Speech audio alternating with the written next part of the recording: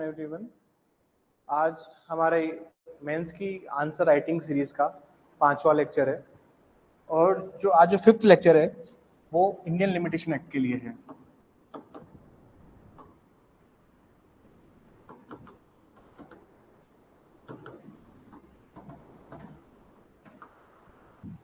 मैं आप सारे स्टूडेंट्स का अभिधान लॉ अकेडमी में स्वागत करता हूँ। देखिए, इन क्लासेस का पर्पस ये नहीं है कि आप सिर्फ जो बताया जाए आप उसी को पढ़ें। इन क्लासेस का पर्पस इतना है कि आप आंसर राइटिंग किन क्वेश्चंस की करें। इन क्लासेस का मेन पर्पस ये है, ठीक है। आप इस भ्रम में मत रहिएगा कि जो सवाल बताए जा रहे हैं वो ही 100% एग्जाम में होंगे। आंसर राइटिंग इनकी करनी है, वो सवाल ये है, पढ़ना सब कुछ है। मैं आपको अभी भी स्पष्ट रूप से कहता हूँ, आप जब भी कोई एक्ट उठाएं, जैसे मान लीजिए लिमिटेशन एक्ट में पढ़ रहा हूँ तो मैं इसको पूरा ही पढ़ूंगा, ठीक है। धीरे धीरे आपको समझ में आने लग जाएगा कि क्या चीज छोड़नी है और क्या चीज को आपको होल्ड करके रखना है। जो जो क्वेश्चन हम टेस्ट में देंगे आपको उन सारे क्वेश्चंस को एटलीस्ट एक बार आंसर खुद से लिखना है। बाकी को आप रफली रीड कीजिए, that is more than enough for the mains preparation.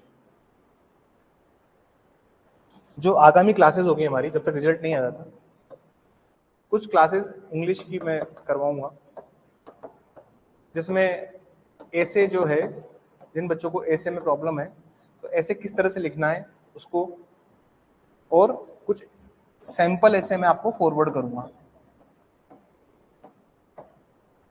लेकिन अभी हम लिमिटेशन की क्लास की बात करते हैं। देखिए, लिमिटेशन बहुत ही एक यूनिक सा एक्ट है, काफी यूनिक एक्ट है लिमिटेशन एक्ट। लिमिटेशन एक्ट को एग्जाम पॉइंट ऑफ व्यू से अगर आपको पढ़ना है, मेंस के पॉइंट ऑफ व्यू से, तो आपको कुछ सेक्शंस पे तो बहुत एम्फेसिस करना पड़ेगा। कुछ सेक्शन होंगे जिसमें आपको बहुत डिटेल में जाके पढ़ना पड़ेगा, और कुछ सेक्शंस ऐसे हैं लिमिटेशन एक्ट के अंदर जिनमें आपको सिर्फ ऊपर से जो भी आप पढ़ेंगे वो मोर देन सफिशिएंट होगा। सबसे पहले मैं लिमिटेशन एक्ट के अंदर शेड्यूल की बात करता हूँ। जो अनुसूची दी हुई है पहले मैं उसकी बात करता हूँ। एक बार सब शेड्यूल निकाल लीजिए प्लीज। जो शेड्यूल में सेक्शंस पूछे जा सकते हैं, शेड्यूल को इसलिए पढ़ना जरूरी है सर क्योंकि जजमेंट राइटिंग, ऑर्डर राइटिंग में या जजमेंट राइटिंग में शेड्यूल का रोल बहुत इंपॉर्टेंट हो जाता है। मैं आपको एक प्रीवियस ईयर का ऑर्डर राइटिंग अभी दिखाऊंगा, और मैं शेड्यूल का महत्व क्या होता है ये मैं दिखाऊंगा। शेड्यूल से सवाल आया है लास्ट ईयर वाले एग्जाम में शेड्यूल से सवाल आया है। मैं आपको वो सवाल भी दिखाऊंगा। एक बार अपना शेड्यूल निकालिए, उसमें आइटम नंबर 60 देखिए। शेड्यूल में आइटम नंबर 60 देखिए। शेड्यूल में आपको एक बार आइटम नंबर 60 ये देखना है। देखिए, अब तक हमारी कौन कौन से लेक्चर्स हो चुके हैं। हमारा सबसे पहले एसआरए हुआ था, उसके बाद पॉक्सो, पीओ और डीवी, इनके जो भी सवाल है इसमें क्या पढ़ रहे हैं, क्या हम स्किप आउट कर सकते हैं। और फिर उसके बाद में मेरा कॉन्ट्रैक्ट का पार्ट था, 1 to 75 जनरल प्रिंसिपल्स और स्पेशल कॉन्ट्रैक्ट। और आज जो लेक्चर है वो है लिमिटेशन का। तो हमारी आज टेक्निकली 5वां लेक्चर है लिमिटेशन का, ठीक है। एक बार रिजल्ट आ जाए फिर मैं जो मेजर सब्जेक्ट्स हैं उसमें क्या पढ़ना है। जैसे मान लीजिए डिफॉल्ट बेल है, तो डिफॉल्ट बेल में कौन सा लैंडमार्क जजमेंट आपको लिखना है, कन्फेशन में कौन सा लैंडमार्क जजमेंट आपको लिखना है, अगर पुलिस डायरी की एविडेंशियरी वैल्यू पूछिए तो कौन सा जजमेंट है और कौन से वो रिलेवेंट पैराग्राफ्स हैं जो आपको मेंशन करने हैं। मैं आज आपको बहुत सारे जजमेंट्स भी दिखाने वाला हूँ इस क्लास में। ये क्लास थोड़ी सी लंबी हो सकती है, आज थोड़ा सा लेट हो गया था मैं ड्यू टू कुछ स्टूडेंट्स आए हुए थे। एक बार आप आइटम नंबर 60 देखिए। ये पूछ रहा है to set aside a transfer of property made by a guardian of a ward, प्रतिपाल्य के संरक्षण द्वारा किए गए संपत्ति के अंतरण को अपास करने के लिए। ये सवाल जो है ये लास्ट ईयर मेंस में पूछा। देखिए, शेड्यूल से सवाल जब भी आता है तो ये बहुत ट्रिकी हो जाता है आप लोगों के लिए इसको सोल्व करना, क्योंकि देखिए जब तक आप शेड्यूल में कोई सवाल आ गया है, मान लीजिए शेड्यूल से कोई सवाल आता है, जैसे देखिए आपको एक लास्ट ईयर का एक पेपर दिखाता हूँ। ये सवाल है सर लास्ट ईयर का। अरे लास्ट ईयर का जो सवाल आया, what is the period of limitation to set aside a transfer of a property made by the guardian of a ward's legal representative when a ward dies within the 3 years from the date of attaining majority, and what is the time period for the begins to run। इसमें sir दो चीजें ये पूछ रहा है। सबसे पहले तो ये पूछ रहा है कि पीरियड ऑफ लिमिटेशन कितना होगा to set aside transfer of property, जो भी एक गार्जियन जो कि वोट दे रहा है लीगल रिप्रेजेंटेटिव को। फिर ये जो चीज पूछ रहा है, फिर ये जो चीज पूछ रहा है, इसका जो बी पॉइंट, जिसका जो 60 है, आपको इसमें 60 पूरा इसका मेंशन करना है, और 60 में भी जो बी पॉइंट है आपको इसको मेंशन करना है। आप सवाल समझिए और सवाल को समझ के ये देख लीजिए कि सवाल जिस बारे में बात कर रहा है, ठीक है, अगर कोई गार्जियन ऑफ ए वार्ड ने कोई भी प्रॉपर्टी ट्रांसफर करी है, उसको सेट असाइड करना है, ये क्या सवाल है और क्या पूछना चाहता था, मैं आपको बता देता हूँ। किसके बारे में बात करता है उसको भी मैं थोड़ा सा हल्का सा समझाऊंगा। देखिए मैं बहुत ज्यादा डीप में नहीं जाना चाहता, लेकिन आप इतना समझ लीजिए। देखिए जो भी बच्चा होता है, जब कभी कोई चाइल्ड होता है, तो वो लॉ के लिए कैपेबल नहीं है कि कोई भी चीज ट्रांसफर कर सके, तो उसके बिहाफ पे कोर्ट एक वार्ड अपॉइंट करती है। कोर्ट किसको अपॉइंट करती है? प्रतिपाल्य के संरक्षण को। अब कोर्ट इसको अपॉइंट करती है। वार्ड का एक लीगल रिप्रेजेंटेटिव होता है। अगर उसने कोई ट्रांसफर कर दिया है, मान लीजिए बच्चे की उम्र थी 18 से कम उम्र थी, और गार्जियन ने कोई प्रॉपर्टी ट्रांसफर कर दी है, तो बच्चा कब उसको सेट असाइड करवा सकता है, कब उसको अपास्त करा सकता है? इसका आंसर देता है आपका लिमिटेशन का आइटम नंबर 60 जो दिया हुआ है शेड्यूल के अंदर। और यही सवाल उन्होंने पूछा। इन्होंने इसमें ये भी पूछा कि समय कब से चलना चालू होगा। ठीक है, ठीक है, समय कब से चलना चालू होगा। तो सब सिंपल सी बात है। अगर इसने दो पार्ट में डिवाइड किया है कि सर अगर जो आपका संरक्षक है अगर वो मर जाता है या फिर अगर उसकी मृत्यु नहीं होती है, मान लीजिए if ward dies, if ward not dies, दो सवाल दो पार्ट में इसको पूछ रहा है। अगर आप सवाल पढ़िए दोबारा से, प्रतिपाल्य के विधिक प्रतिनिधि द्वारा प्रतिपाल्य के संरक्षक द्वारा किए गए संपत्ति के अंतरण को पास करने के लिए परिसीमा काल क्या है, जबकि प्रतिपाल्य प्राप्त होने के 3 वर्ष के भीतर मर जाता है।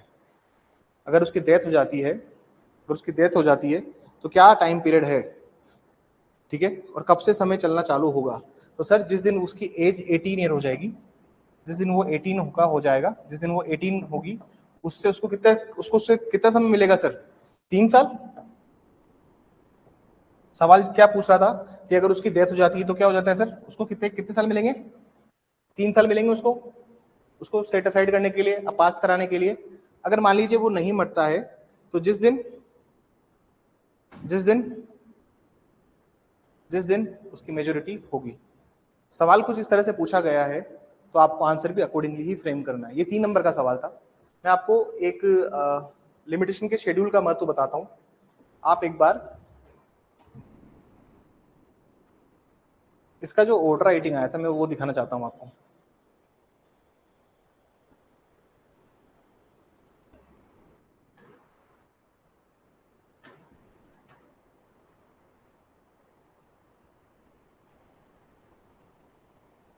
ये देखिए आप,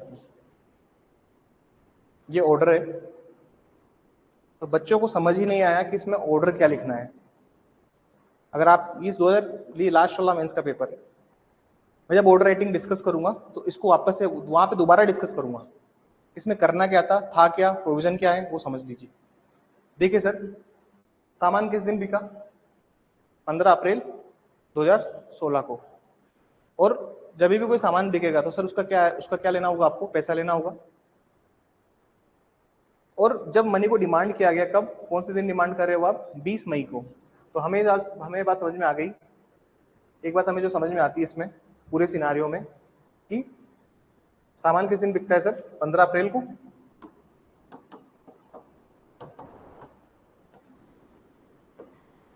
और पैसों की डिमांड किस दिन की गई?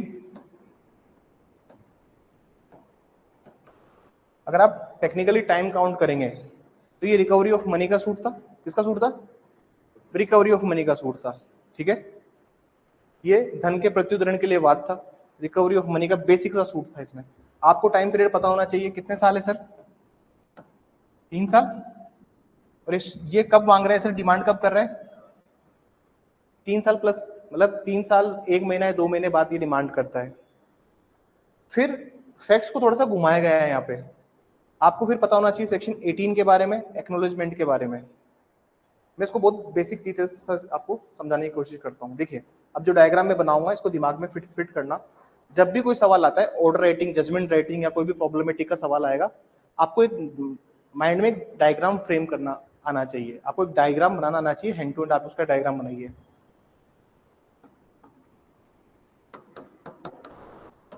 15/4/2016 को सामान बेचा, हमारे पास सर 3 साल का टाइम पीरियड है। कितने साल का टाइम पीरियड है हमारे पास? पीरियड ऑफ लिमिटेशन कितना है? 3 साल।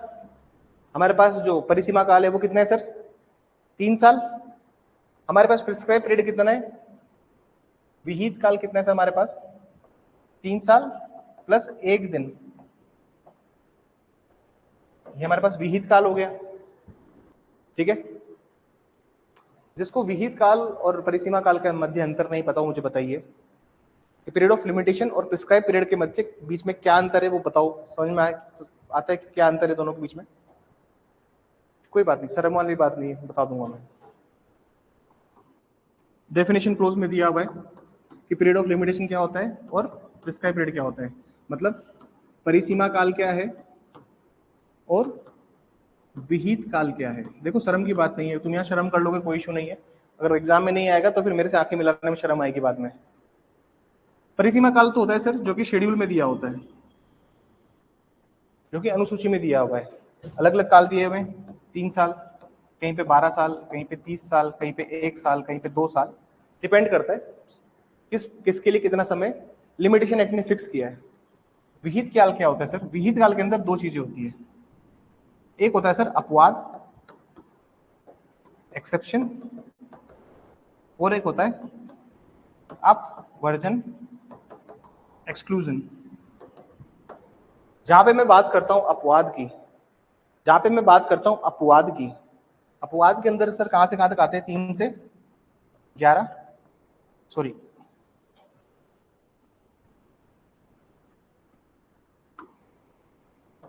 4 से 11 ये अपवाद है, और अपवर्जन क्या है सर? 12 से 24। एक बार सेक्शन 3 देखिए जल्दी से, सेक्शन 3 निकालिए। मैं आपको बेसिक फंडा बताता हूँ लिमिटेशन का। लिमिटेशन को समझना बहुत आसान है, बस आप उसको समझ के चलेंगे तो बहुत अच्छा स्कोर करेंगे लिमिटेशन में। लिमिटेशन बहुत आसान, फ्री के नंबर देने वाला एक्ट है, टेक्निकल एक्ट है, बस आसान एक्ट है। Subject to the provisions contained in 4 to 24 inclusive every suit instituted. अब यहाँ पे क्या लिखा हुआ है sir? After the prescribe period, मतलब अगर आप हिंदी में पढ़ेंगे तो धारा 4 से 24 तक अंतर्गत दोनों आती है, अंतर्विष्ट उपबंधों के अधीन कि विहित काल के पश्चात, क्या लिखा हुआ है? विहित काल के पश्चात वाद की गई अपील, ये सब मतलब आफ्टर द प्रिस्क्राइब पीरियड जितनी भी आप सूट फाइल कर रहे हो या अपील लगा रहे हो, एप्लीकेशन लगा रहे हो, कोर्ट उसको नहीं मानेगा। ये बेसिक फंडा समझिए। इसमें अगर आप देखोगे तो इन्होंने 4 से 24 को क्या किया हुआ है सर? 4 से 24 को हटा रखा है कि भाई आप ये जो प्रोविजन है इनका देख लो एक बार, और इसके बाद में आप उस समय को हटा लीजिए। 4 से 11 अपवाद है। कैसे काम करते हैं अपवाद? देखिए सर, अपवाद और अपवर्जन किस तरह से काम करते हैं प्रिस्क्राइब पीरियड के अंदर। जैसे सेक्शन 4, सर क्या हो गया, छुट्टी हो गई सर कोर्ट की, तो 1 दिन एक्स्ट्रा मिल जाएगा। सर कोर्ट की छुट्टी हो गई, 1 दिन एक्स्ट्रा मिल जाएगा। सेक्शन 5, सेक्शन 5 क्या है सर?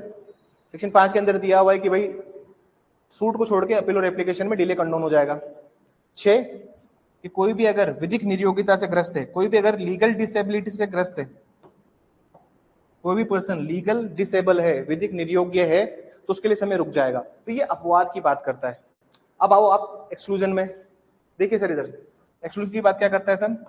12 का 1, सर जिस दिन वाद हेतु उत्पन्न हुआ, जिस दिन कोज ऑफ एक्शन अराइज हुआ, वो पहला दिन छोड़ दो, वो पहला दिन छोड़ दीजिए। अगर मैं 13 की बात करता हूं तो सर जितनी भी सर इंडिजेंट पर्सन वाले सूट्स होते हैं वो वाली बात आ जाती है। 14 गलत कोर्ट में गए हो, 15 इंजंक्शन लगा रखा है। तो सर ये क्या कर रहा है? अपवाद और अपवर्जन की बात कर रहा है। तो मतलब अगर मैं दोबारा से इसको समराइज करूं तो परिसीमा काल और विहित काल में अंतर होता है। परिसीमा काल जो होती है वो शेड्यूल डिसाइड करता है, लेकिन अपवाद अपवर्जन में आप उस चीज का फायदा लेते हो कि भाई 1 दिन की छूट मिलनी चाहिए पक्षकार को 1 दिन की छूट मिलनी चाहिए।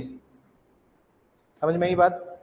यही सेम प्रावधान सीआरपीसी में भी दिए हुए हैं। आप जाओगे 468, 871, 72, 73, 74 में भी ये सेम प्रावधान दिए हुए हैं। कंप्लेंट के मामले में भी ये सेम प्रावधान दिए हुए हैं। मैं थोड़ा सा और इसको डिटेल में जाना चाहता हूं, अगर आप लोग चाहें तो। पहले बताइए ये बात समझ में आई? ऑनलाइन वाले जितने भी अपने छात्र हैं मेंस के, बताइए एक बार, मैसेज लिख दीजिए मुझे कि ये बात समझ में आई कि जो मैं समझा रहा हूं, तो इसके एक स्टेप में आगे लेके जाऊंगा आपको।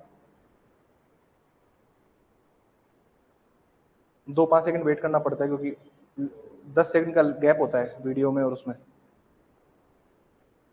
बताइए मेंस के स्टूडेंट्स जितने भी लाइव ले रहे हैं लेक्चर, आप बताइए क्या मैं एक स्टेप और आगे जाऊं? अगर यहां तक समझ में आपको आया है, और नहीं भी आया तो मैं दोबारा से उसको रिकॉल कर सकता हूं।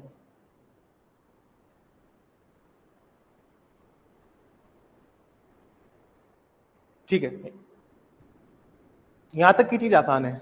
अब थोड़ा सा इसको टफ समझते हैं। और देखिए एग्जाम में मुझे नहीं लगता आरजेएस इतना डीप में चला जाएगा, लेकिन हम हर सिचुएशन के लिए हमें प्रिपेयर होना है, और यही हमारा टारगेट इन मेंस क्लासेस का। पढ़ना क्या है वो तुम पढ़ोगे, पढ़ना कैसे है वो मैं बताऊंगा। अब देखिए मैं आपको थोड़ा सा,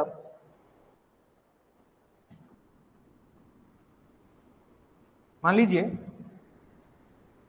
कोज ऑफ एक्शन अराइज होता है 1/1/2021 को। वाद हेतु कब उत्पन्न हुआ? वाद हेतु मतलब क्या होता है कि सर जिस दिन आपका कोई विधिक अधिकार था और विधिक अधिकार का उल्लंघन हो गया, 1/1/2021 को कोज ऑफ एक्शन अराइज हुआ। तो यहाँ पे शेड्यूल में देखेंगे थर्ड कॉलम जो दिया हुआ है, भाई टाइम कब से चालू होगा, time from which period begins to run, वह समय जब से काल चलना प्रारंभ होता है। तो सर उसी को क्या कहते हो आप? Cause of action. ठीक है, अब आगे देखिए, मान लीजिए एक बीच ऑफ कॉन्ट्रैक्ट हुआ है, पार्टीज के बीच में एक कॉन्ट्रैक्ट था, संविदा थी, एक संविदा भंग हो गई। किस किस पार्टीज में? ए वर्सेस बी के बीच में एक कॉन्ट्रैक्ट था, वो भंग हो गया, और भंग हुआ 1/1/2021 को। कॉन्ट्रैक्ट के लिए टाइम पीरियड कितना है सर? 3 साल। ओके, ये पीरियड ऑफ लिमिटेशन है। ठीक है, और यहां तक कोई दिक्कत नहीं होती, मतलब 3 साल में यहां तक कोई इश्यू नहीं है। लेकिन पार्टी ने क्या किया है सर? पार्टी ने क्या किया है, सूट फाइल करना चाहती है पार्टी। देखिए जितना भी टाइम पीरियड दिया हुआ है, 3 साल, 1 साल, 2 साल, 6 साल, 12 साल, 12 साल, 30 साल, जितना भी टाइम पीरियड दिया हुआ है, सो एंड सो फोर्थ, जो भी आपका लिमिटेशन का शेड्यूल बताता है, परिसीमा काल जितना भी दिया हुआ है पूरे के पूरे लिमिटेशन एक्ट के अंदर, तो मतलब पार्टी का अधिकार है, वो चाहे तो पहले दिन फाइल करे, या फिर यहाँ फाइल करे, वो यहाँ फाइल करे, यहाँ फाइल करे, यहाँ फाइल करे, यहाँ फाइल करे, चाहे तो वो अंतिम दिन फाइल करे। It's a right of party, वो किसी भी दिन फाइल करे। ये बात समझिए पहले, ये तो पार्टी का एक अधिकार है, वो किसी भी दिन फाइल करे। लेकिन सर मान लीजिए, बेसिक सा एग्जांपल है, मैं ज्यादा डीप में नहीं जाना चाहता इस चीज में, लेकिन तुम भी बस ऊपर ऊपर से समझ लो इसको। मान लीजिए जिस दिन स्टार्ट हुआ था, इस पार्टी ने जो टाइम कैलकुलेट करना स्टार्ट किया, वो स्टार्ट किया इस तारीख से। ये पार्टी क्या कर रही सर? तारीख जो कैलकुलेट कर रही है वो कौन सी कर रही है? यहां से। ये पार्टी चाहती है सेक्शन 12(1) का फायदा लेना। भाई जिस दिन वाद हेतु अराइज हुआ उसके नेक्स्ट डे से टाइम कैलकुलेट करना इसने स्टार्ट किया। अब ये पार्टी क्या होती है सर? लास्ट दिन जाती है कोर्ट, और कोर्ट पार्टी को पता लगता है सर इस दिन तो आ गई है छुट्टी, इस दिन क्या हो गया है? लास्ट दिन छुट्टी हो गई सर, संडे हो गया या कोई भी पब्लिक हॉलीडे हो गया। अब पार्टी क्या चाहती है सर? फायदा लेना सेक्शन 4 का। अब पार्टी क्या चाहती है सर? फायदा लेना सेक्शन 4 का। मतलब ये पार्टी अपवाद और अपवर्जन, एक्सेप्शन और एक्सक्लूजन, दोनों का फायदा लेना चाहती है।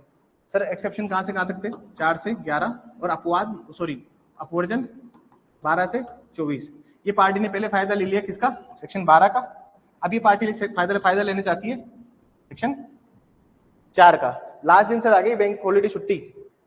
तो ये याद रखिएगा सर, ये याद रखिएगा कि या तो आप अपवाद का फायदा लेंगे या अपवर्जन का, या तो आप एक्सेप्शन का फायदा लेंगे फिर एक्सक्लूजन का। आप दोनों का फायदा नहीं ले सकते। लिमिटेशन का बिल्कुल फंडा समझ के चलिए। दोनों का फायदा अगर आप लेने जाएंगे तो फिर आपका सूट बार हो जाएगा, और वो सेक्शन 3 से बार होगा। समझ में आई बात?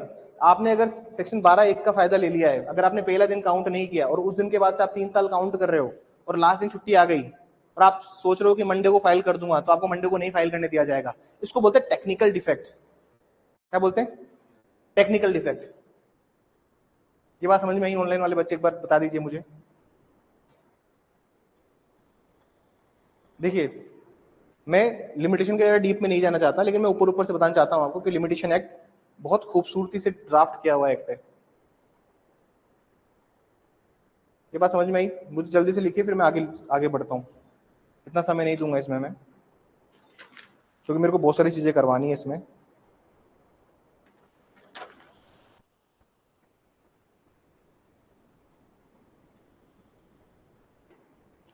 जी ठीक है, क्लियर, ओके, डन, ठीक है, क्लियर। आगे चलिए, इसका एक केस लिख लीजिए, लैंडमार्क केस है, इसी पॉइंट के ऊपर एक केस है। कल को ऑर्डर राइटिंग, जजमेंट राइटिंग किसी में भी अगर वो केस आ जाता है ऐसा, अरे कोई ऐसी प्रॉब्लम बना के दे देता है, ऐसी कोई प्रॉब्लम बना के दे देता है जहां पे अपवाद अपवर्जन का दोनों का फायदा उठा रहा है, तो आपको केस पता होना चाहिए, क्योंकि आपको ऑर्डर लिखना है। लैंडमार्क जजमेंट है Amarchand Inani,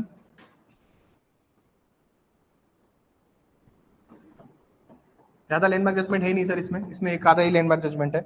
Amarchand Inani versus union of India, this is 2000, this is 1973। Inani, Amarchand Inani versus union of India. मैं आगे बस इसमें इतना ही समझिए। अब मैं आपको वापस से ऑर्डर राइटिंग पे लेके आता हूँ। ठीक है सर, ये कंसेप्ट जो है ना, या तो अपवाद का फायदा लेगा पार्टी या अपोजिशन का फायदा लेगा, दोनों का फायदा नहीं ले सकता। लैंडमार्क जजमेंट इस पॉइंट के ऊपर है ये जजमेंट। मैं आगे चलता हूँ, ठीक है सर। तो सर, उस आदमी ने जो सामान बेचा, मैं वापस आपको लेके आता हूँ, भूल गए होंगे फैक्ट्स। ठीक है सर, ये था order writing.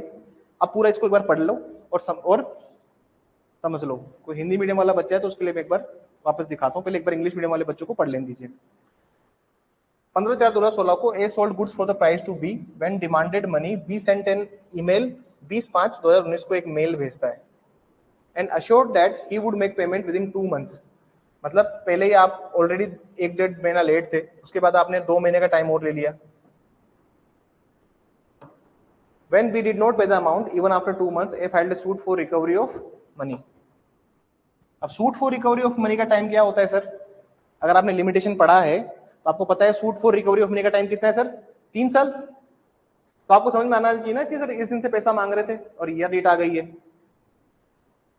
We filed a written statement while disputing liability, also raised plea that the suit was barred by the limitation. अगर ये सूट बार है लिमिटेशन के द्वारा, परिसीमा काल के द्वारा, ये वाद वर्जित है, तो कहां जाएगा सूट बाई? अगर कोई भी सूट बार्ड है, अगर कोई भी सूट बार्ड है, सूट बार्ड बाई लॉ है, तो कहां जाएगा?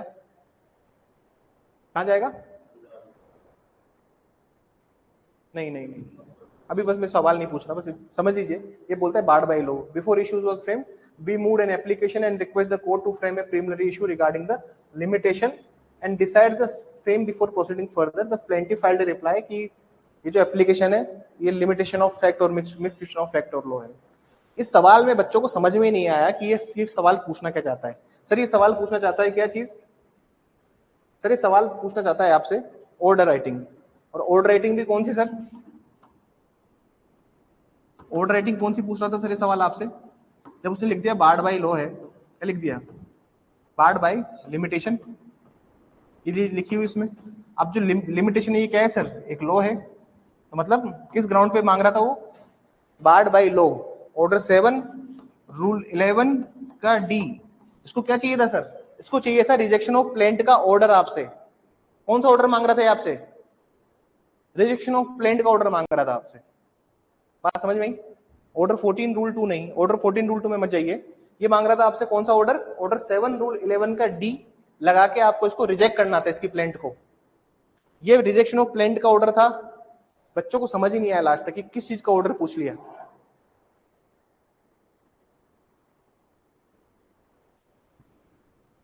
सात 11 डी की कुछ विशेष बातें होती है सर। अगर आप मुल्ला पढ़ेंगे इसके रिगार्डिंग, तो मुल्ला में एक पूरा बहुत डिटेल में इसको डिस्कस किया है। इसको डेमरर रूल कहते हैं सर। क्या कहते हैं इसको, 7-11D को डेमरर रूल। अब इसका मतलब क्या होता है सर? इसका मतलब होता है, अगर आप हिंदी में लिखेंगे तो उसको ऐसे लिखेंगे, डेमरर नियम या ड्रेमर का नियम। अब होता क्या चीज है सर डेमरर रूल?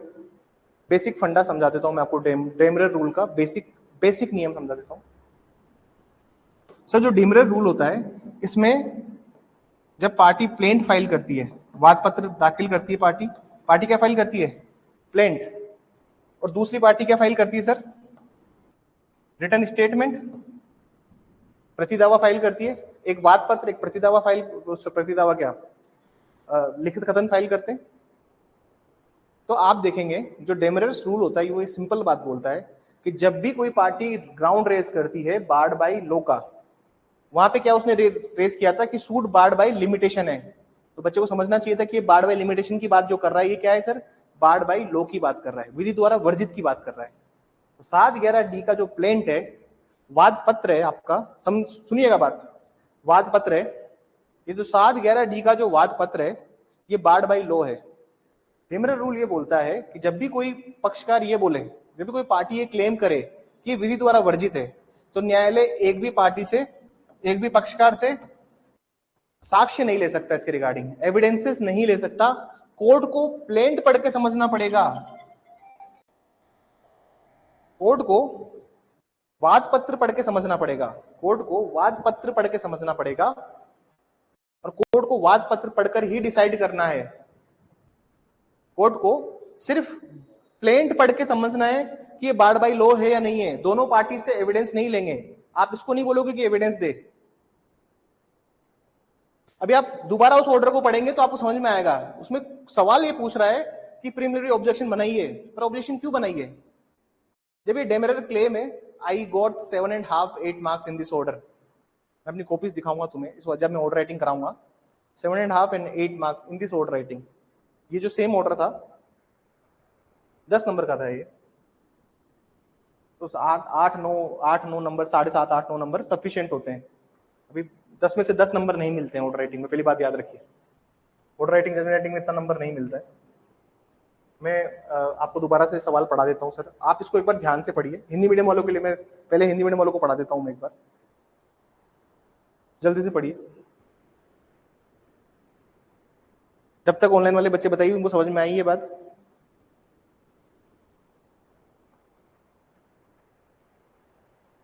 तो लिमिटेशन का रोल बहुत स्ट्रॉन्ग है।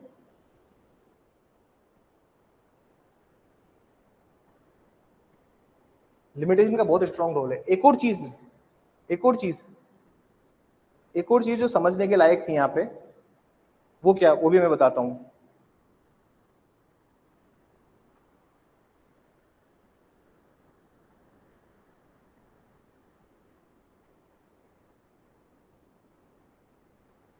देखिए, जब भी कोई प्रार्थना पत्र का जवाब होगा, जब भी कोई एप्लीकेशन का आपको जवाब देना है, ऐसा जब भी कोई पार्टी एप्लीकेशन फाइल कर रही है तो एप्लीकेशन में क्या आएगा सर? ऑर्डर। और इसने नीचे लिखा भी है इसने, आदेश लिखी है। लेकिन जब भी कहीं सूट है सर, तो लास्ट में क्या लिख देता है? जजमेंट। अगर सर ये लाइन नहीं लिखी होती, बस इतना ही लिखा होता, तो भी आपको पता चल जाता कि ये प्रार्थना पत्र है तो ऑर्डर ही लिखना है।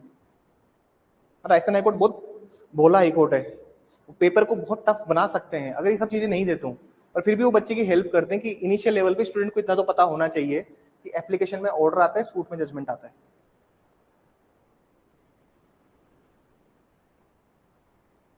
दोबारा देखिए प्लीज, दोबारा इसको देखिए, सवाल पढ़िए, आपको अब समझ में आ जाएगा जो बात मैं बोल रहा था। इसमें एक और लो का पॉइंट है जो छुपा हुआ है, वो भी मैं भी क्लियर कर देता हूं आपसे।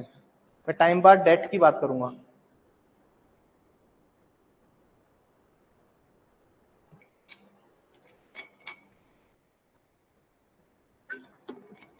मुझे चाहिए प्योर हार्ड वर्क, मुझे नहीं चाहिए आपसे कुछ भी।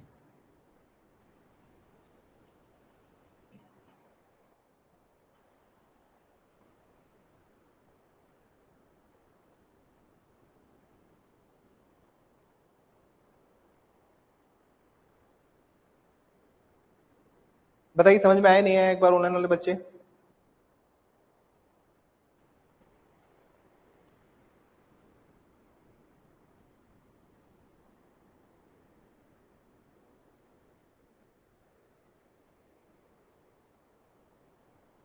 ये क्लासेस बहुत ही ज्यादा गोल्डन है, क्योंकि ये क्लासेस हर स्टेट के जुडिशरी को टारगेट कर रही है।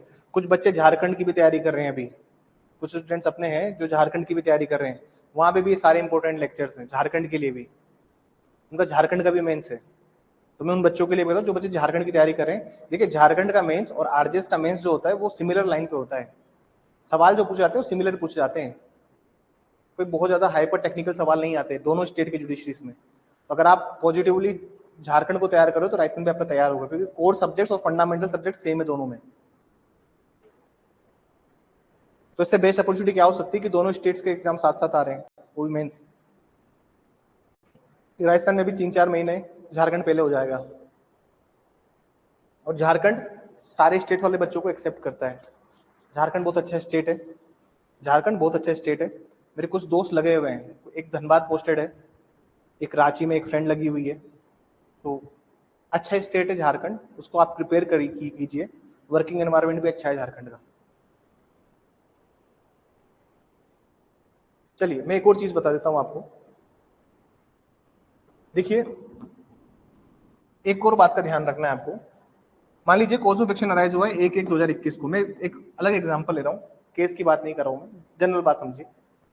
सर रफली मान लीजिए 3 साल यहाँ पे खत्म हो जाते हैं, ये पीरियड ऑफ लिमिटेशन और प्रिस्क्राइब पीरियड यहाँ पे और हो जाता है, ठीक है।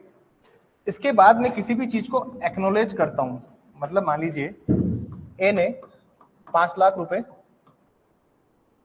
5 लाख हो गए ना, 5 लाख रुपए लिए थे बी से, अब ये पैसा रिटर्न नहीं कर रहा है, तो बी ने क्या किया सर, केस फाइल कर दिया B versus A, he filed recovery of money suit file किया इसने, या फिर मान लीजिए money of recovery of money suit file नहीं किया इसने, इसने money of recovery of money suit को जो है फाइल करना चाहिए था 3 साल में, इसने 3 साल में फाइल नहीं किया।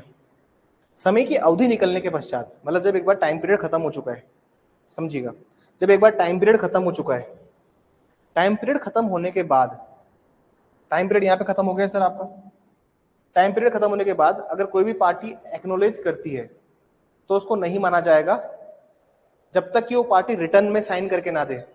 और ये नियम दिया हुआ है सर सेक्शन 25(3), आप इंडियन कॉन्ट्रैक्ट एक्ट में जाओगे, फिर आ जाओगे 25(3) इंडियन कॉन्ट्रैक्ट में।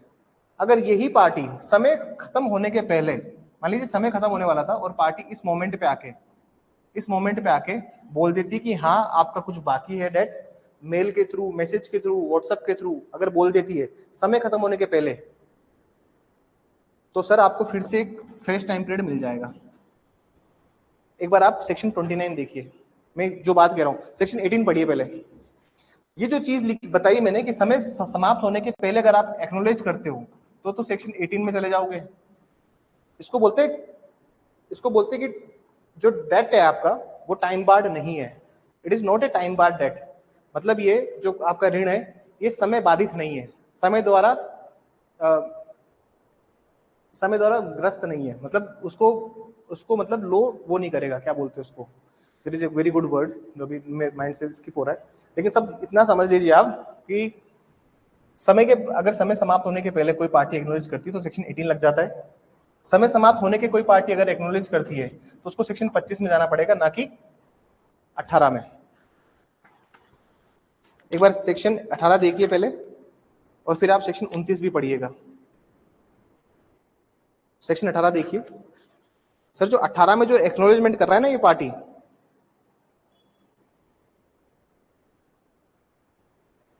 इसमें आप देखिए पहली लाइन में लिखा हुआ है where before the expiration of prescribe period, दिख रहा है आपको पहली लाइन में ही, 18 की फर्स्ट लाइन में दिख रहा है, और हिंदी में लिखिए दूसरी लाइन में लिखा हुआ है विहित काल के अवसान के पहले। तो विहित काल का अवसान मतलब यहाँ पे पीरियड ऑफ प्रिस्क्राइब पीरियड खत्म हो रहा था, उसके खत्म होने के पहले अगर आप कर रहे हो तो सेक्शन 18 में आपको फिर से नया टाइम पीरियड मिलेगा। लेकिन अगर टाइम खत्म हो चुका है, सुनिए सर, टाइम खत्म हो चुका है और फिर उसके बाद यदि कोई पार्टी अभी स्वीकृति चाहती है, एक्नोलेजमेंट चाहती है, तो उसको 25 में जाना पड़ेगा, 25 के 3 में। आप एक बार 29 देखिए, सेक्शन 29 देखिए, लो ना बहुत ज्यादा इंटरकनेक्टेड है, अब आप थोड़ा सा उसको पढ़ने का तरीका सीख जाएंगे एक बार तो फिर कोई दिक्कत नहीं है। देखिए nothing in this shall effect section 25 of the Indian contract act 1872, इस अधिनियम की कोई भी बात भारतीय संविधान अधिनियम 1872 कि धारा 25 पर प्रभाव नहीं डालेगी। Is that clear? ये बात बिल्कुल क्लियर है सर? बताइए मुझे कि टाइम बार डेट की और इसकी बात बोलिए, बट जल्दी से हाँ करिए, फिर मैं आगे दूसरा कंसेप्ट डिस्कस करूंगा आपसे।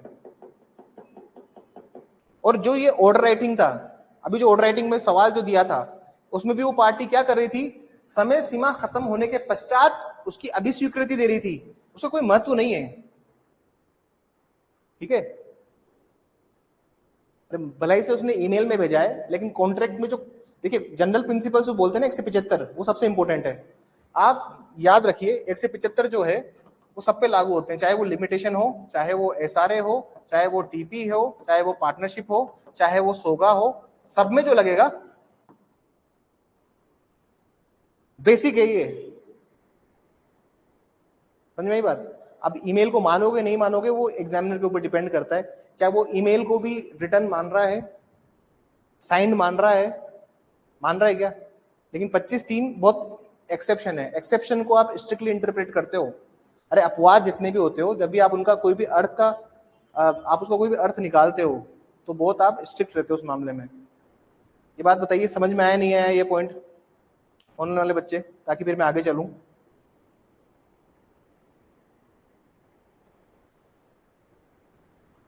बताइए मुझे एक बार sir, in case party section advantage ask नहीं करती तो कोर्ट सुओ मोटो ऑर्डर्स के फेवर में दे सकता है।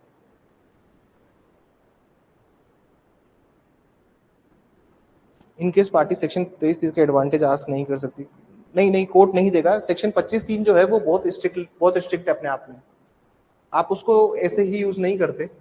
देखिए 25(3) को आप ऐसे ही यूज नहीं करते। मेरा एक प्रैक्टिस का एक्सपीरियंस रहा है, जहाँ पे we were the standing council for FCI, food corporation of India, और उस मैटर में हम लोग एफसीआई के पैनल में था मैं उस टाइम पे, और सामने एक टेंडर इशू हुआ था पार्टी को लेके।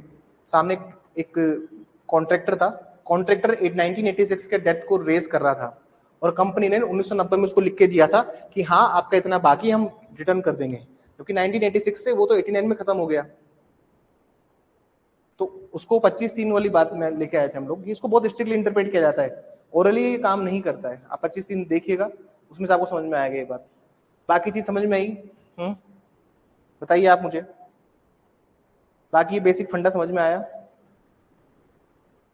जल्दी रिप्लाई कीजिए ताकि मैं आगे बढ़ूं। ठीक है, मैसेज नहीं आ रहा मतलब मैं समझ गया हूँ। बहुत सारे बच्चे बैठे हैं, मैसेज बहुत कम ड्रॉप कर रहे हैं, समझ में? ठीक है, आई होप समझ में आ रहा होगा आप लोगों को, इसलिए आप लोग रिप्लाई नहीं कर रहे। और प्रॉब्लम फिर भी हो तो मुझे आप प्लीज पूछिएगा। अब लिमिटेशन एक्ट, अब आपको समझ में आ गया कि शेड्यूल का क्या महत्व है, शेड्यूल क्यों इंपॉर्टेंट है मेंस के लिए। क्योंकि देखो शेड्यूल और ये सेक्शन ये ऑर्डर राइटिंग में भी इंपॉर्टेंट है। अगर आप ये सोचो कि लिमिटेशन एक्ट के सिर्फ और सिर्फ 5, 7, 6 नंबर के सवाल आएंगे, ऐसा नहीं है, ऑर्डर राइटिंग भी इसमें से आता है। आपको लिमिटेशन नहीं आता तो प्लीज सीख लीजिए, उसको पढ़ लीजिए। सेक्शन कौन कौन से इंपॉर्टेंट एग्जाम के लिए वो मार्क कर लीजिए, 3, 5, 6, 7, 8, 9, 12 से पूरे 15 तक, 18, 19, 20, 21, 17 भी मार्क करना, फ्रॉड है वो, उसको मार्क कर लेना। और एक 27 एडवर्स पोजीशन की बात करता है। इसमें से एक सवाल ये भी आता है कि लिमिटेशन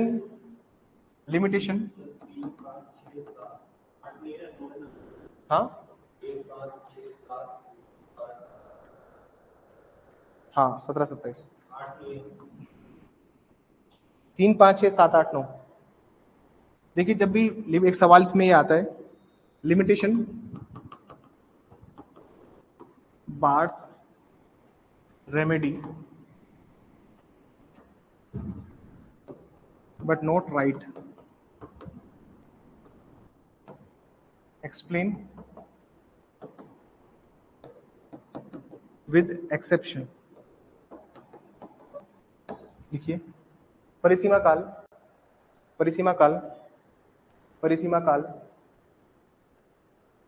अनुतोष को वर्जित करता है, परिसीमा काल अनुतोष को वर्जित करता है, न कि अधिकार को।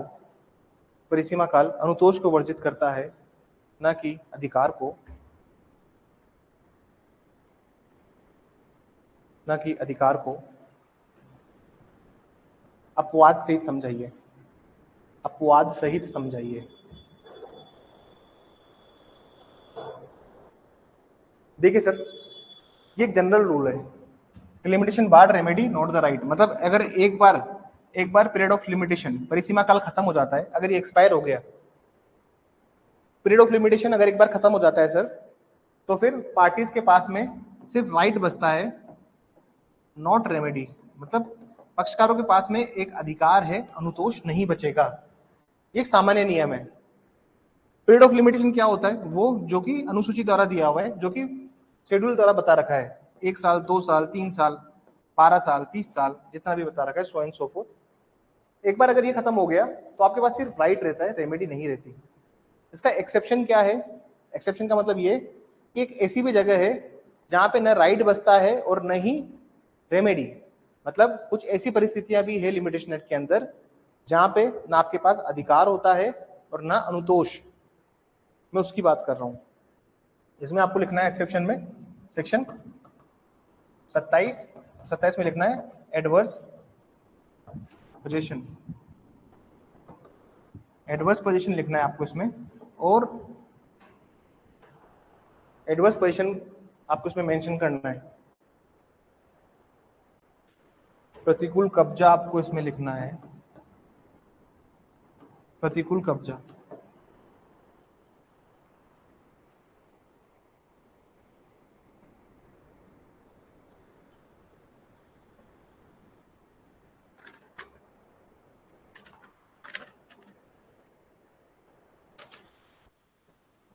ठीक है, अब मैं थोड़ा सा और डिटेल में जाता हूँ इस एक्ट के।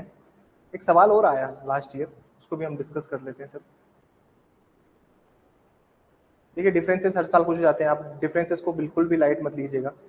डिफरेंसेस हर साल पूछता है। देखिए, मैंने कल ही बताया था कि ब्लेंड में, लास्ट क्लास में बताया था कि इसका प्लीज डिफरेंस देखिएगा। डिफरेंस आते हैं, डिफरेंस मैंडेटरी आते हैं। और ये बताया था कि स्पेशल कॉन्ट्रैक्ट को ज्यादा पूछा जा रहा है। ये किसका पेपर है? अगर जिसने लास्ट वाली क्लास अटेंड की है स्पेशल कॉन्ट्रैक्ट की, तो ये सारे सवाल मैंने बताए। पेपर भी वही आएगा, इसमें सिर्फ बाहर पेपर भी नहीं आएगा आपके मेंस का। तो आप इन्हीं की प्लीज बहुत सारी बार लिख लिख के प्रैक्टिस कीजिए। आप जितनी ज्यादा प्रैक्टिस करेंगे सर, उतना ही ज्यादा आपको एडवांटेज होने वाला है। मेहनत से प्लीज जी मत चुराना, और अभी बहुत सारी मेहनत करनी बाकी है।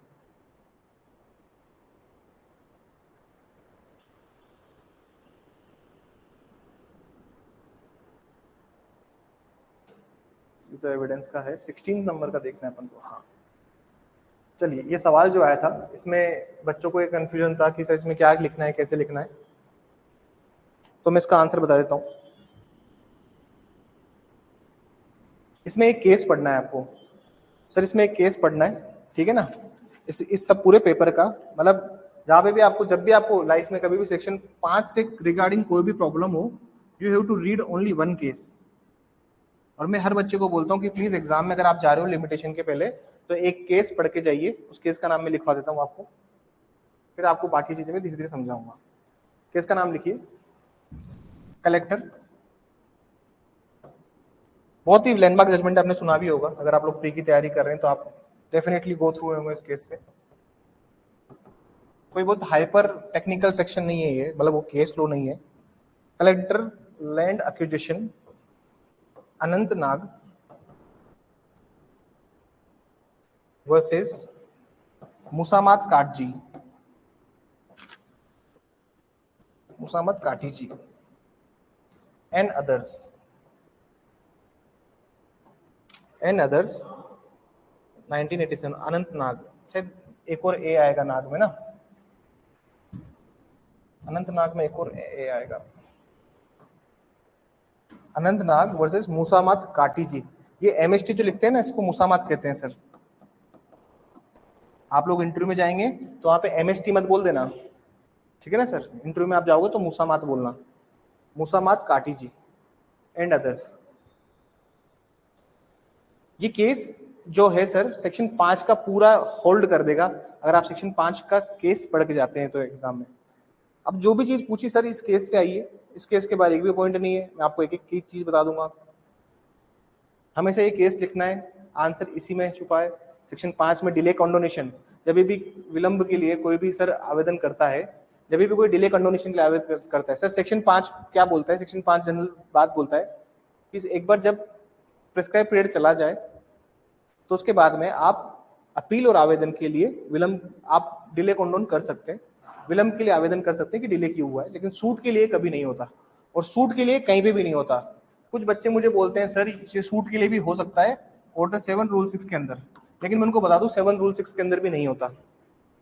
ठीक है, ये बात बिल्कुल दिमाग में गांठ बांध लीजिए। बहुत से बच्चे बोलते हैं सर 7-6 ना 7-6, वहां पे आप सूट के लिए क्या कर सकते हैं, डिले को कॉन्डोन कर सकते हैं। मैं आपको थोड़ा सा इसको एक हल्का सा इंट्रोडक्शन और देना चाहता हूँ। ये गलतियां बहुत बच्चे करते हैं, इंटरव्यू में तो बेहद करते हैं।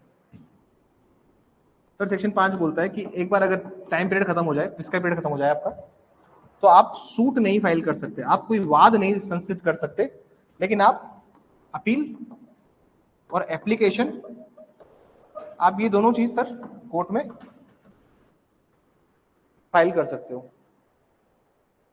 ये बात समझिए, आप कोर्ट में अपील और एप्लीकेशन फाइल कर सकते हैं। बिल्कुल बेसिक फंडा मैं आपको समझा रहा हूं। और कुछ बच्चे बोलते हैं सर सूट को भी हम, इसका भी हम डिले कंडोन कर सकते हैं। डिले कंडोन होता है मतलब वाद के लिए, मतलब विलंब के लिए समा, इसको हिंदी में क्या कहते हैं हम लोग, विलंब के लिए क्षमा। सर इसकी क्या लगती है, एक एप्लीकेशन लगती है, इसका भी सर ऑर्डर आ सकता है। जब भी एप्लीकेशन लगेगी तो इसमें क्या आएगा, इसका आउटकम क्या होगा, ऑर्डर। इसका भी सर ऑर्डर राइटिंग आ सकती है। डिले कंडोनेशन क्या ग्राउंड्स होते हैं, तो आपको ऑर्डर राइटिंग के लिए भी जजमेंट को पढ़ना है। मैं या तो इसके पॉइंट्स बना के भेज दूंगा या फिर अभी केस दिखा दूंगा ओपन करके। तो सर सूट के लिए नहीं होता, लेकिन कुछ बच्चे, कुछ होते हैं समझदार बच्चे जिनको शुरुआत से ही गलत ही पढ़ाया जा रहा है और वो गलत ही बोल भी रहे हैं, तो मैं उनको बिल्कुल क्लियर कर दूं, उन बच्चों की गलती नहीं है जो बच्चे अभी भी समझते हैं कि ऑर्डर 7 रूल 6 के अंदर डिले कंडोन होता है सूट का। लेकिन सर मैं उनको स्पष्ट रूप से बता दूं कि उनकी गलती नहीं है, जिनको गलत पढ़ाया गया है, ये उनकी गलती नहीं है। बच्चों की कोई गलती नहीं, बच्चों को जैसे पढ़ाओगे आप, वो उनको हमेशा वही चीज दिमाग में रहेगी। 7-6 के अंदर क्या होता है वो सुन लीजिए। 7-6 का यूज कहां होता है, सर मैंने एक गलत कोर्ट में, मेरे को जयपुर की कोर्ट में सूट फाइल करना था, and I have instituted the suit. मैंने सूट फाइल कर दिया है सर, कहां पे, दौसा में। सर जयपुर और दौसा क्या है सर, नेबरिंग है। अरे दोनों डिस्ट्रिक्ट की बाउंड्री नेबरिंग है। दौसा कोर्ट एक टाइम निकलने के बाद में बोलता है कि नहीं नहीं हमारे पास जुरिडिक्शन नहीं है, आप इस केस को कहां लेके जाइए, जयपुर लेके जाइए। मैंने गलत कोर्ट में टाइम स्पेंड कर दिया। सेक्शन 14 का मेरे को फायदा तो मिल जाएगा, यहाँ पे मिलेगा नहीं मिलेगा, गलत कोर्ट में टाइम स्पेंड किया, सेक्शन 14 का मेरे को फायदा मिल गया। तो मैं अब जयपुर की कोर्ट में गया, मान लीजिए मैं जयपुर की कोर्ट में गया और समय सीमा हो गई खत्म। अरे सर पीरियड ऑफ लिमिटेशन यही खत्म हो गया, प्रिस्क्राइब पीरियड ना यही खत्म हो गया, और मैंने कहा सूट फाइल किया था, दौसा में। दौसा की कोर्ट ने जब डिसाइड किया तब तक मेरा विहित काल समाप्त हो चुका था। तो मैं जयपुर की कोर्ट में जब लगाऊंगा तो मैं यहाँ पे लिखूंगा ऑर्डर 7 रूल 6 के तहत कि मुझे बेनिफिट दिया जाए सेक्शन 14 का। तो ऑर्डर 7 रूल 6 किसकी बात करता है, जो भी बेनिफिट आपको मिल रहा है either by the way of exception, either by way of the exclusion, या तो आपको अपवाद का फायदा मिल रहा है या फिर अपवर्जन का फायदा जो भी मिल रहा है, आप इस चीज को वाद पत्र के अंदर जो मेंशन करेंगे, ये बोलता है 7-6। तुम्हारा सूट कंडोन नहीं होगा। गलत सलत मत लिख के आइएगा प्लीज, ये रिक्वेस्ट है आप लोगों से। तुमने गलत आंसर लिखोगे तो सिलेक्शन से चांसेस घटते जाते हैं। पेपर हमने पूरा सही लिखा है तो मतलब समझना, होपफुल रहना कि हाँ मेंस निकल जाएगा। गलत जवाब लिखोगे और कुछ भी तुक्का मत लगा के आओ, आपको नहीं आता, जितना आता है उतना लिखो। वैसे कोई ऐसा सवाल होगा नहीं जो एग्जाम में आएगा और आपको नहीं आएगा, जितने टेस्ट करवा रहा हूँ, जितने टेस्ट में सवाल दे रहा हूँ, डिफरेंट क्वालिटी के सवाल दे रहा हूँ, तो मुझे नहीं लगता कि कोई सवाल छूट जाएगा आपके मेंस में। ये बात क्लियर है? पहले इस बात को पहले फंडामेंटली क्लियर कीजिए माइंड में। ये बात समझ में आई सर मैं क्या कह रहा हूँ? कि 7-6 का क्या रूल हो, क्या 7-6 कहाँ लागू होते हैं, समझ में आया? अब मैं आपको सवाल दिखाता हूँ। सवाल क्या था वो देखिए आप। What consideration should be kept in mind by the court while dealing an application seeking condonation of delay under Section 5 of Limitation Act? Should there be any difference between approach when the application for condonation is filed by the state? अगर मतलब मान लीजिए अगर राज्य file करता है तो क्या उसमें अप्रोच अलग होती है? क्या कोर्ट अलग तरह से अप्रोच लेके चलेंगे? क्या कोर्ट की अप्रोच अलग होगी? सवाल यह है, क्या कोर्ट की अप्रोच डिफरेंट होगी? सवाल यह है। और साइड रिलेवेंट केस लो कौन सा जो अभी लिखवाया मैंने मुसामत काटजी वाला, उसी में सब कुछ दिया हुआ है। मैं आपको दिखा देता हूँ, उसका पैरा नंबर 6 दिखाता हूँ मैं आपको। देखिए ये हर चीज ना आपको बहुत ही रिलेवेंट है और बहुत ही प्रोडक्टिव है। आपका बहुत सारा एफर्ट कम, देखिए कोचिंग आने का पर्पज ही होता है कि आपकी जो मेहनत है वो सही काम में, रटने में, आंसर राइटिंग में जाए, कीवर्ड्स याद करने में जाए। आपकी जो अब मेंस की मेहनत है वो इसमें नहीं जाए कि पिछले लास्ट ईयर क्या सवाल आया था, क्या सवाल पूछा है, इसमें क्या लिखना है। मैं आपको इसमें बता देता हूँ क्या था वो सवाल जी। डिस्ट्रिक्ट कलेक्टर अनंतनाग,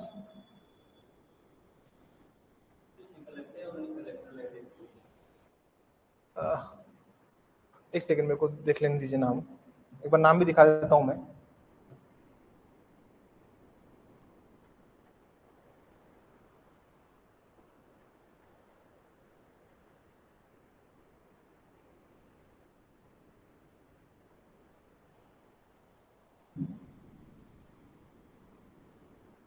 जी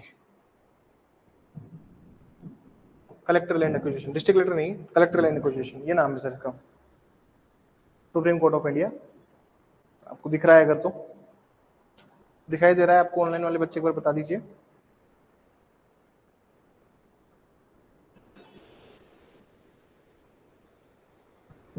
इसका पैराग्राफ 6 देखिए आप। इसमें एक लाइन दिखा देता हूं मैं।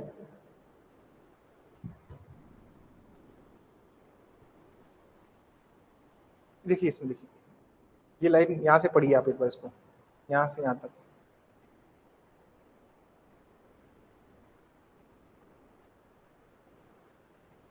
पढ़िए। Making a justice-oriented approach from this perspective, there was sufficient cause for condemning delay in the institution of the appeal. The fact that it was the state which was seeking condonation, मतलब इस case में क्या हुआ था, जो राज्य था वो उसको क्या चाहिए था सर, उसको उस राज्य ने फाइल की थी विलंब के लिए, जो आवेदन किया था, विलंब के लिए क्षमा करने के लिए डिले कॉन्डोनेशन की जो एप्लीकेशन थी वो किसने फाइल की थी? स्टेट ने फाइल की थी। आगे पढ़िए। And not a private party altogether. The doctrine of equality before law demands that all litigants, including the state, मतलब जितने भी लिटिगेंट हैं, जितने भी पक्षकार हैं जो कि न्यायालय के समक्ष आ रहे हैं, including the state as litigant, are accorded the same treatment, मतलब उनको भी सेमली ट्रीट करना है, उनको भी सेम ट्रीटमेंट देना है। राज्य का भी वही ट्रीटमेंट होना चाहिए जो एक इंडिविजुअल का ट्रीटमेंट होगा। इस 6 पॉइंट पे इसमें लिखा हुआ है। मैं आपको अब आप सवाल पढ़िए, अब आपको पूरा सवाल समझ में आएगा। अब आपको समझ में आएगा कि कैसे इस सवाल को लिखना है।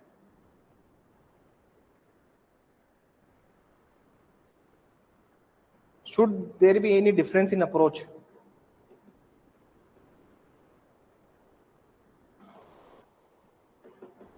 ये बात समझ में आई आपको कि किस तरह से सवाल को अप्रोच करना है? देखिए सर, सवाल यही नहीं आएगा वापस, लेकिन 10 चीजें मैं आपको बता रहा हूं उनमें से कुछ आएगा।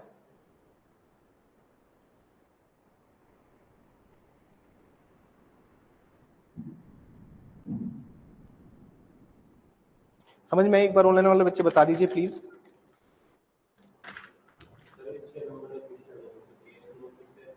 केस लो 1 नंबर का है पूरा इसमें।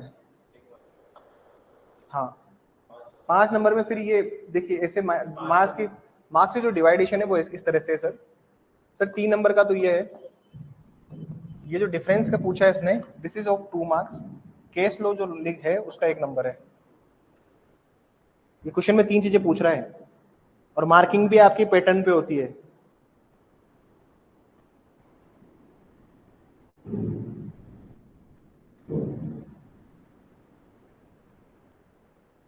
ठीक है, मुझे लगता नहीं कि इससे ज्यादा कुछ समझाना मुझे होगा इस सवाल में। ठीक है, अब मुझे बताना है 2019 वाला जो मेंस है उसका पेपर बताना होगा।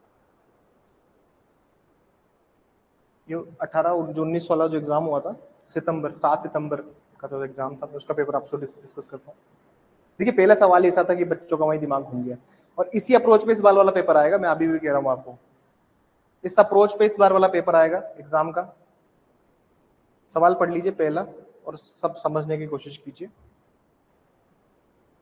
Whether the Limitation Act applies to the proceedings under Article 32 and 226 of the Constitution of India, explain in brief। क्या परिसीमा अधिनियम के प्रावधान भारत के संविधान के अनुच्छेद 32 और 226 की कार्रवाई पर लागू होते हैं? संक्षिप्त में स्पष्ट कीजिए।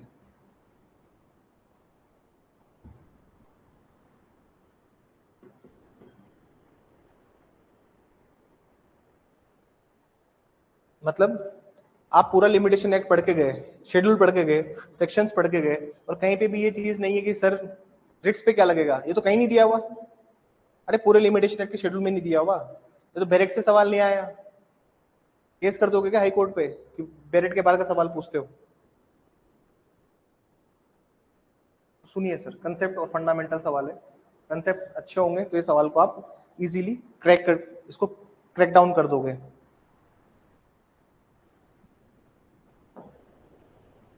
ये पूछ रहा है सर, जो रिट होती है 32 और 226, जितने भी रिट है, क्या रिट के ऊपर लिमिटेशन एक्ट लगता है? सवाल ये है क्या रिट्स के ऊपर लिमिटेशन एक्ट लागू होता है? सवाल क्या है ये? देखिए, एग्जाम में जब तक आपसे केस लो नहीं पूछा जाए, प्लीज मत लिखिए। समय मत खराब करना, उसका भी और आपका भी, अपना भी। पेपर बहुत लेंथी होता है और 3 घंटे का प्रेशर जो होता है ना, वो आपके हाथ को रुकने नहीं देता। सवाल ये है कि रिट के ऊपर 32 और 226 लगेगा?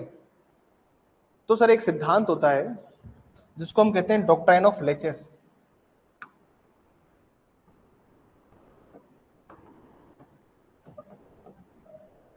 डॉक्ट्राइन ऑफ लेचेस, और ये लॉ ऑफ लिमिटेशन से अलग होता है। ये परिसीमा विधि है, इससे अलग है ये। डॉक्ट्राइन ऑफ लेचेस क्या होता है सुनिएगा और समझने का प्रयास कीजिएगा। डॉक्ट्राइन ऑफ लेचेस क्या होता है सर? इसको हम बोलते हैं विलंब का सिद्धांत।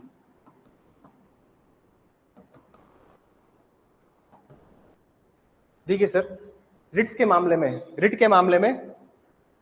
मामले में विलंब का सिद्धांत लागू होता है, न कि लॉ ऑफ लिमिटेशन। कोर्ट ये देखता है कि कहीं बहुत ज्यादा देरी तो नहीं हो गई। क्या देखता है कोर्ट? कि कहीं बहुत ज्यादा देरी तो नहीं हो गई। इसको क्या कहते हैं? Doctrine of लेचेस। लेचेस का जो रियल मतलब होता है वो होता है डिले। कोर्ट ये देखता है कि कहीं बहुत ज्यादा डिले तो नहीं हो गया, कहीं बहुत ज्यादा विलंब तो नहीं हो गया पक्षकार द्वारा न्यायालय पहुंचने में। तो उसने सिंपली लिखा था, in case of writs the law of limitation will not apply, rather here the doctrine of laches would apply and the court would see whether is there any inordinate delay or not. मतलब न्यायालय यहाँ पे सुनिश्चित करेगा कि पक्षकारों द्वारा अत्यधिक विलंब ना किया गया हो, तथा यहाँ पर परिसीमा काल या परिसीमा विधि लागू नहीं होगी, क्योंकि रिट के मामलों में विलंब का सिद्धांत लागू होता है। इतना आसान से लिखा है 3 नंबर के अंदर। सवाल देख लीजिए एक बार और।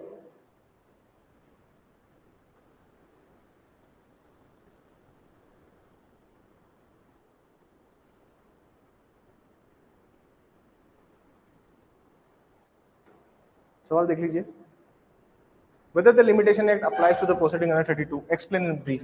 बहुत ही छोटे वे में समझाना इसको। ये एक ही सवाल आया था 18 में, लेकिन फिर यहाँ सवाल नहीं आएगा तो फिर वो जजमेंट ऑर्डर राइटिंग में दे देता है कुछ लिमिटेशन का। मतलब छोड़ेगा नहीं वो आपको। टेक्निकल सी बात ये, you have to work hard in this limitation act. ये छोटा सा एक्ट है लेकिन ये एक्ट मेहनत बहुत मांगता है। लिमिटेशन वो सब्जेक्ट होते हैं जो बहुत बड़े होते हैं लेकिन बहुत आसान भी होते हैं, क्योंकि हम उनको बहुत पढ़ते हैं, लेकिन लिमिटेशन एक्ट को हम इतना नहीं पढ़ते। जब एग्जाम आती तब उठाते हैं, बाकी नहीं उठाते। कुछ मैक्सिम्स लिख लीजिए, कुछ मैक्सिम्स लिख लीजिए।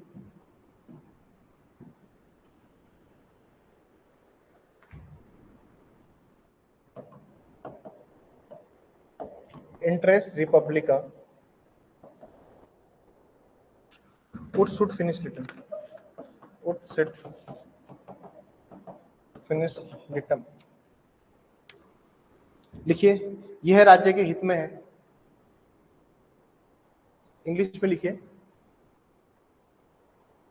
it is in the interest of state, it is in the interest of state, it is in the interest of state, it is in the interest of state that litigation should come to an end, it is in the interest of state that litigation should come to an end, that litigation should come to an end। यह राज्य के हित में है कि मुकदमेबाजी का अंत हो। यह राज्य के हित में है कि मुकदमेबाजी का अंत हो। यह राज्य के हित में है कि मुकदमेबाजी का अंत हो। यह राज्य के हित में है कि मुकदमेबाजी का अंत हो।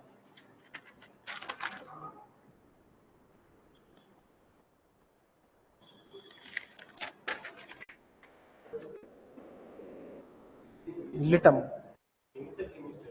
फिनिश एच नहीं आता इसमें। विजिलेंटिपस, जो अभी प्री में पूछा था ये सब, इस मैक्सिम को विजिलेंटिटिबस, नॉन डोरमेंटिबस, ये अपने शायद जो प्री की टेस्ट सीरीज थी उसमें भी था ये सवाल। डोरमेंटिबस,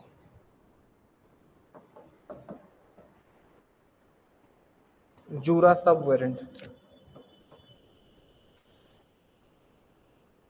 जिन भी बच्चों ने प्री की टेस्ट सीरीज को अच्छे से दिया था वहां से बहुत सवाल आए हैं, बहुत सवाल लो के पार्ट से सवाल आए हैं वहां से।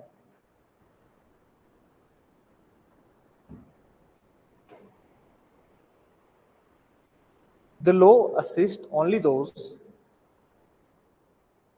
the law assist, लिखिए इसमें, the law assist only those, the law assist only those, the law assist only those who are vigilant, who are vigilant, who are vigilant, vigilant to their right, to their right, and not to those, and not to those, and not to those who slip over their right, and not to those who slip over their right, and not to those who slip over their right। विधि जागरूक की सहायता करती है, विधि जागरूक की सहायता करती है, न कि उसकी जो सोते हैं, न कि उसकी जो सोते हैं, न कि उसकी जो सोते हैं। ठीक है,